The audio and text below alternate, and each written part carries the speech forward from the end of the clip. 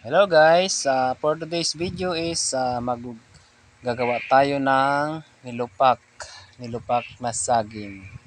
Ang tawag dito sa amin ng nilupak na saging ay tinumakan. So ayun na nga at meron na tayong nilaga at ngayon ay binabalatan ko na yung saging. Ayan na po at nilalagay ko na sa aking lusong. Yung tawag po sa amin dito yan ay lusong, yung kahoy na yan. Yung nilalagyan ko ng saging. Lusong po yan yung dinidikdikan ng mga tinumakan, nilupak ba. At yan okay na, nabalatan ko na po lahat.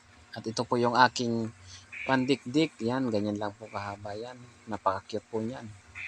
At kung makikita nyo ay medyo dinidiin-din ko na, binabayo-bayo ko na po yung ating saging. Ayan na po guys, dahan-dahanin lang po natin kasi ayun, may nakita kayo, may tumalsik. Kasi dahan-dahanin lang po para hindi po yan tumalsik. Ayan, diktikin po at ayun, medyo na durog-durog na po. Ayan na po siya. Sige yan, medyo anuhin lang natin ang dikdik para mapino pa po siya. Ayan, ganyan lang po yung pagbayo-bayo. At yan, dinagdagan ko pa po ng 3 piraso kasi medyo maluwag-luwag pa yung ating lusong ba. Yung ating lusong yan. At pipinuhin pa po ayan at ilalagay ko na po yung niyog. Ayan po. Kinudkod na niyog po yan nilalagay ko diyan. Ayan. Para masarap po yung ating kain. At ayan, medyo dikdikin muna natin. Bayo-bayohin muna natin ng konti at dandahan lang at para hindi tumasik. At ayan nga po, nakikita nyo at nilalagay ko na po yung asukal.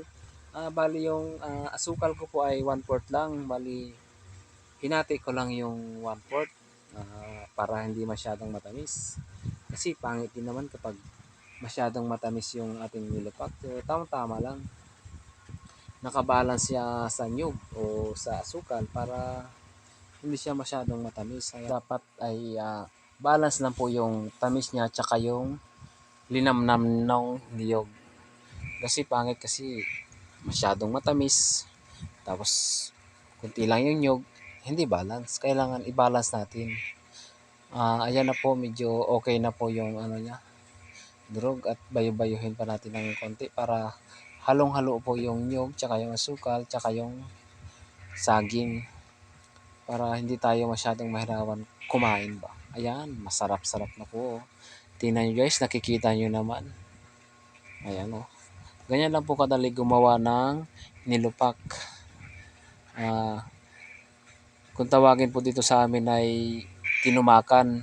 Yung ganun, ayan, ililipat ko na po sa lagayan para po malantakan na ng mga kasama ko dito sa bahay. Ayan na po. Napakasarap po niyan guys. Kain na po. Magtitimpla na lang po tayo ng kape dyan para lalong masarap. Ayan na guys. Ready to eat na guys.